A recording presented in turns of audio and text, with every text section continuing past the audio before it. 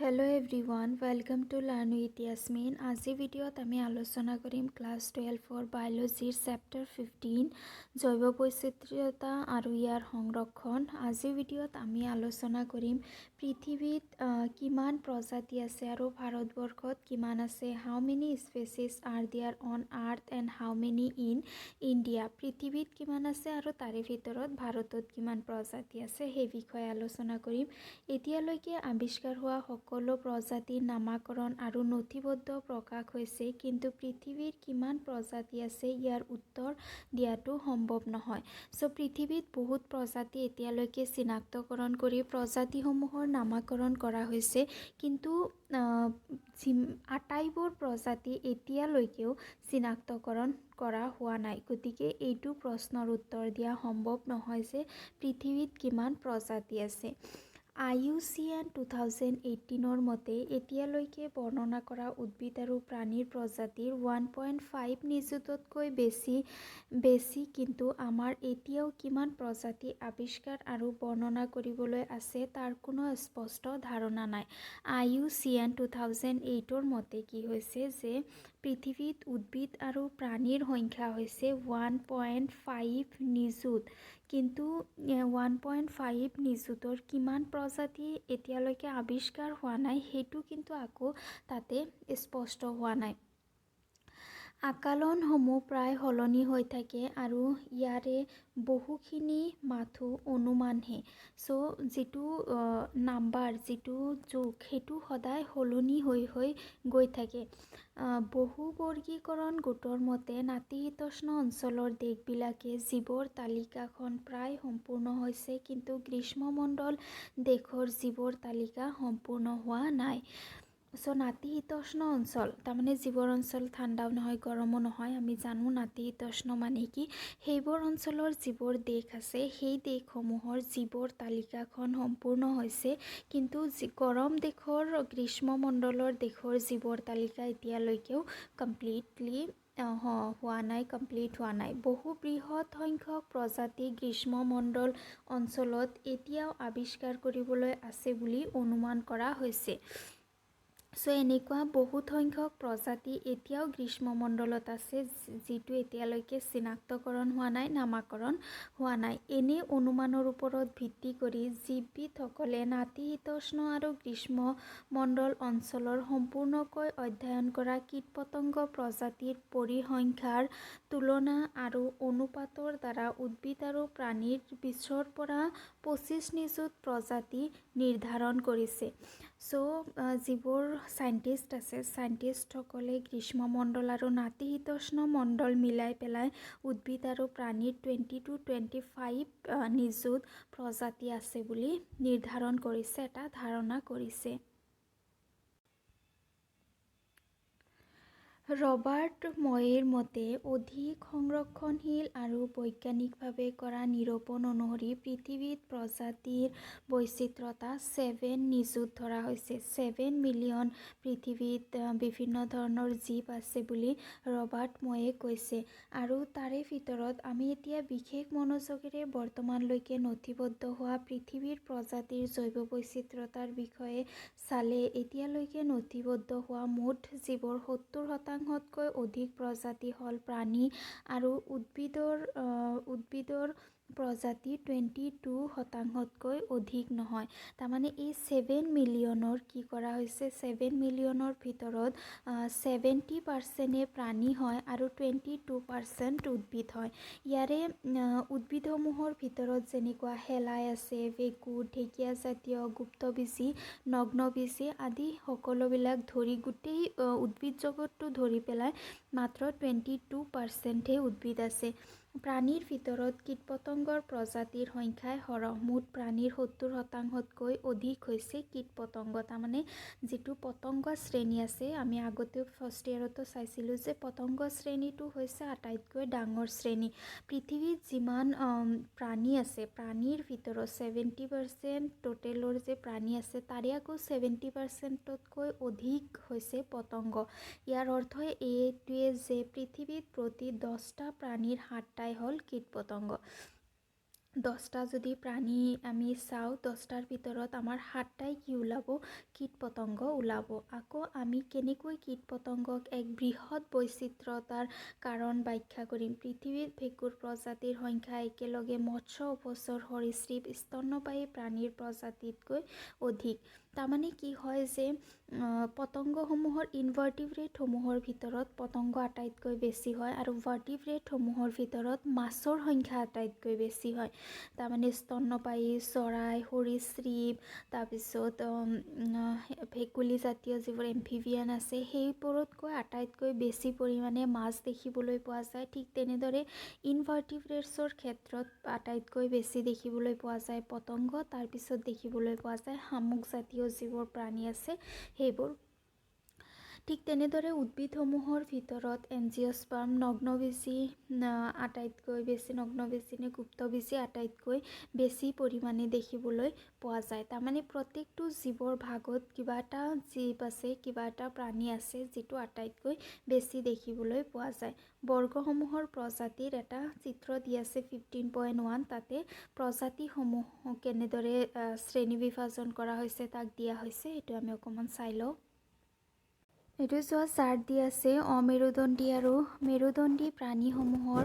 অমেৰুদণ্ডী প্ৰাণীৰ ভিতৰত চোৱা এইটো হৈছে অমেৰুদণ্ডী প্ৰাণীৰ চাৰ্ট। এইটো চাৰ্টত চোৱা আটাইতকৈ বেছি হৈছে কি পতংগ, পুৰা একেবাৰে এইখিনি গোটেইখিনি হৈছে কি পতংগ প্ৰজাতি। তাৰমানে এই পাই চাৰ্টটোৰ গোটেই ৰাউণ্ডটোৰ চোৱা 70%তকৈ অধিক কি আছে পতংগ আছে। তাৰপিছত আছে অন্যান্য প্ৰাণীসমূহ, পতংগৰ পিছত অন্যান্য যিবোৰ প্ৰাণী আছে সেইখিনি আহিছে। তাৰপিছত কোমলদেহী প্ৰাণী আছে, খোলাধাৰী প্ৰাণী আছে, তাৰপিছত খোলাধাৰী প্ৰাণীসমূহ আছে, তাৰপিছত আছে কোমলদেহী প্ৰাণীসমূহ। তাৰমানে আটাইতকৈ বেছি যিটো প্ৰাণী আছে সেইটো হৈছে কি পতংগ। ঠিক তেনেদৰে ইয়াতে মেৰুদণ্ডী প্ৰাণীসমূহৰ দিয়া আছে। মেৰুদণ্ডী প্ৰাণীসমূহৰ ভিতৰত আটাইতকৈ বেছি যিটো প্ৰাণী পোৱা যায় সেইটো হৈছে মৎস্য। তাৰমানে মাছ প্ৰজাতি যিটো আছে সেইটো আটাইতকৈ বেছি, এইটো হৈছে মাছ। তাৰপিছত আছে তোমাৰ চৰাইসমূহ আছে ছেকেণ্ড পজিশ্যনত, চৰাই আছে। তাৰপিছত আছে সৰীসৃপ প্ৰাণীসমূহ, সেইটো সৰীসৃপ প্ৰাণী, এইটো চৰাই। তাৰপিছত আছে উভচৰ প্ৰাণী আৰু শেষত আছে স্তন্যপায়ী প্ৰাণী। চ' এইটো হ'ল মেৰুদণ্ডী আৰু অমেৰুদণ্ডী। এতিয়া চাওঁ উদ্ভিদসমূহৰ ভিতৰত কোনটো আটাইতকৈ বেছি দেখিবলৈ পোৱা যায়। ইয়াতে উদ্ভিদৰ ভিতৰত আটাইতকৈ বেছি যিটো উদ্ভিদৰ প্ৰজাতি দেখিবলৈ পোৱা যায় সেইটো হৈছে গুপ্তবীজী উদ্ভিদ। এই য়েল্ল' কালাৰ এইটো হৈছে গুপ্তবীজী উদ্ভিদ। তাৰপিছত দেখিবলৈ পোৱা যায় ভেঁকুৰসমূহ, ছেকেণ্ড পজিশ্যনত ভেঁকুৰ আছে। ভেঁকুৰৰ পিছত আছে শেলাই, এইটো ৰেডটো হৈছে শেলাই। তাৰপিছত আছে মছ বৰ্গৰ যিবোৰ উদ্ভিদ আছে সেইসমূহ আৰু শেষত আছে লাইকেন। চ' এনেদৰে এইটো আছে কি পৃথিৱীৰ জৈৱ বৈচিত্ৰতা, উদ্ভিদ, অমেৰুদণ্ডী আৰু মেৰুদণ্ডী প্ৰাণীৰ প্ৰধান বৰ্গৰ প্ৰজাতিৰ অনুপাত। তাৰমানে ইয়াতে গোটেইখিনি দিয়া হোৱা নাই, প্ৰধানকৈ যিবোৰ প্ৰাণী আছে, আটাইতকৈ বেছি যিবোৰ প্ৰাণী আছে সেইবোৰ প্ৰাণী দিয়া হৈছে ইয়াতে উদ্ভিদ, অমেৰুদণ্ডী আৰু মেৰুদণ্ডী প্ৰাণীসমূহৰ বিষয়ে। চ' আমি দেখা পালোঁ অমেৰুদণ্ডীৰ ভিতৰত পতংগ আটাইতকৈ বেছি আছে, মেৰুদণ্ডীৰ ভিতৰত মাছ আছে আৰু উদ্ভিদৰ ভিতৰত গুপ্তবীজী উদ্ভিদ। চ' আমি এতিয়া যিবোৰ শ্ৰেণী বিভাজন চালোঁ মেৰুদণ্ডী, অমেৰুদণ্ডী আৰু উদ্ভিদৰ, তাতে এটা লক্ষণীয় হ'ল যে জৈৱ বৈচিত্ৰতাত প্ৰকক কেন্দ্ৰীয় কোষৰ কোনো সংখ্যা দিয়া হোৱা নাই যে কিমান প্ৰকক কেন্দ্ৰীয় কোষ আছে। কাৰণ প্ৰকক কেন্দ্ৰীয় কোষসমূহৰ ভিতৰত আছে কি আমাৰ বেক্টেৰিয়া, আৰু বেক্টেৰিয়াসমূহক কাউণ্ট কৰা যিটো পদ্ধতিৰ দ্বাৰা, যিটো ট্ৰেডিশ্যনেল পদ্ধতিৰ দ্বাৰা বেলেগ জীৱসমূহক কাউণ্ট কৰা হয় সেইটো পদ্ধতিৰ দ্বাৰা বেক্টেৰিয়াসমূহক কাউণ্ট কৰা সম্ভৱ নহয়। এইকাৰণে সম্ভৱ নহয় কাৰণ বেক্টেৰিয়াসমূহে অতি সোনকালে বিভাজন হয়, অতি সোনকালে সিহঁতৰ সংখ্যা বৃদ্ধি হয়। এফালৰ পৰা গুণি গ'লে আনফালৰ পৰা আকৌ ইহঁতৰ সংখ্যা বাঢ়ি বাঢ়ি গৈ থাকে। গতিকে যিহেতু ইহঁতক কাউণ্ট কৰা সম্ভৱ নহয় সেইকাৰণে বেক্টেৰিয়াসমূহক কি কৰা হোৱা নাই, এই শ্ৰেণীসমূহত বেক্টেৰিয়াৰ যিটো এটা হিচাপ সেইটো দিয়া হোৱা নাই।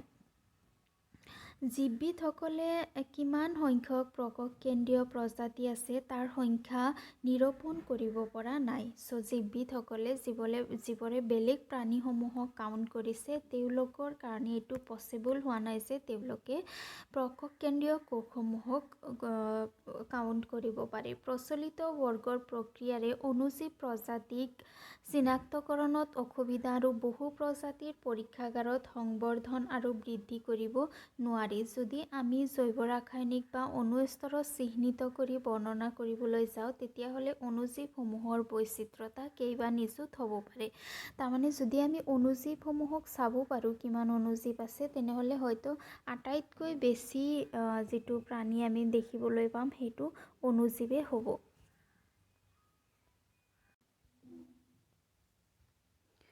ভাৰতবৰ্ষ পৃথিৱীৰ মাটিকালিৰ 2.8%, কিন্তু ইয়াত পৃথিৱীৰ মুঠ জৈৱ বৈচিত্ৰতাৰ 8.1% জৈৱ বৈচিত্ৰ্য আছে। চ' ভাৰতবৰ্ষখন হৈছে পৃথিৱীৰ মাটিকালিৰ মাত্ৰ 2.8% আছে আমাৰ ভাৰতবৰ্ষ, কিন্তু পৃথিৱীত যিমান জৈৱ বৈচিত্ৰতা আছে তাৰ 8.1% আমাৰ ভাৰতবৰ্ষত আছে। সেইবাবে আমাৰ দেশ পৃথিৱীৰ 12খন বৃহৎ জৈৱ বৈচিত্ৰ্যপূৰ্ণ দেশৰ ভিতৰত পৰে। পৃথিৱীত যিমান জৈৱ বৈচিত্ৰ্যপূৰ্ণ দেশ আছে সেইসমূহক যেতিয়া নাম্বাৰিং কৰা হয় তাত 12খন দেশৰ ভিতৰত আমাৰ ভাৰতবৰ্ষখন আহে। প্ৰায় 45% প্ৰজাতিৰ উদ্ভিদ আৰু ইয়াৰে প্ৰায় দুগুণ সংখ্যক প্ৰাণী ভাৰতবৰ্ষক নথিবদ্ধ কৰা হৈছে। ভাৰতবৰ্ষত 45,000 উদ্ভিদৰ প্ৰজাতি আৰু ইয়াৰ দুগুণ তাৰমানে অলমষ্ট 90,000 প্ৰাণী এতিয়ালৈকে চিনাক্তকৰণ কৰা হৈছে। কিমান সংখ্যক জীৱিত প্ৰজাতি প্ৰকৃততে আৱিষ্কাৰ আৰু নামাকৰণ কৰিবলৈ আছে এতিয়ালৈকে মে'ৰ বিশ্ব আকলনৰ মতে মুঠ প্ৰজাতিৰ মাত্ৰ 22%হে নথিবদ্ধ কৰা হৈছে, আৰু এই অনুপাত যদি আমি ভাৰতবৰ্ষৰ জৈৱ বৈচিত্ৰ্যৰ লগত তুলনা কৰোঁ তেতিয়াহ'লে সম্ভৱতঃ 1 লাখতকৈ অধিক উদ্ভিদ প্ৰজাতি আৰু 3 লাখতকৈ অধিক প্ৰাণী প্ৰজাতি এতিয়াও আৱিষ্কাৰ কৰিবলৈ আছে। তাৰমানে পৃথিৱীত যিমান প্ৰজাতিৰ জীৱ আছে তাৰে অনলি 22% জীৱহে চিনাক্তকৰণ কৰা হৈছে, আৰু আমাৰ ভাৰতবৰ্ষত চালে এতিয়ালৈকে 1 লাখতকৈ অধিক উদ্ভিদ আৰু 3 লাখতকৈ অধিক প্ৰাণী এতিয়াও আৱিষ্কাৰ কৰিবলৈ বাকী আছে। আৰু আমি কেতিয়াবা আমাৰ দেশৰ জীৱ সম্পদবোৰৰ আৱিষ্কাৰ আৰু বৰ্ণনা নথিবদ্ধ কৰিব পাৰিমনে? ভাবি চোৱাচোন, এই কামটো সম্পূৰ্ণ কৰিবৰ কাৰণে কিমান প্ৰশিক্ষণপ্ৰাপ্ত মানুহ লাগিব। এইখিনিত আটাইতকৈ হতাশজনক কথা হ'ল আমি আৱিষ্কাৰ কৰা আগতে বৃহৎ সংখ্যক প্ৰজাতি পৃথিৱীৰ পৰা বিলুপ্ত হ'ব। তাৰমানে পৃথিৱীত ইমানবোৰ জীৱ যে এতিয়াও চিনাক্তকৰণ কৰিবলৈ বাকী আছে, সেই জীৱসমূহ আমি চিনাক্তকৰণ কৰিব পাৰিমনে? এই জীৱসমূহক চিনাক্তকৰণ কৰিবলৈ হ'লে বহুত প্ৰশিক্ষণযুক্ত বহুত এক্সপিৰিয়েঞ্চড মানুহৰ প্ৰয়োজন হ'ব, আৰু যেতিয়ালৈকে আমি গোটেইবোৰ জীৱ চিনাক্তকৰণ কৰিম হয়তো তেতিয়ালৈকে পৃথিৱীৰ পৰা বহুত জীৱ বিলুপ্ত হৈ যাব।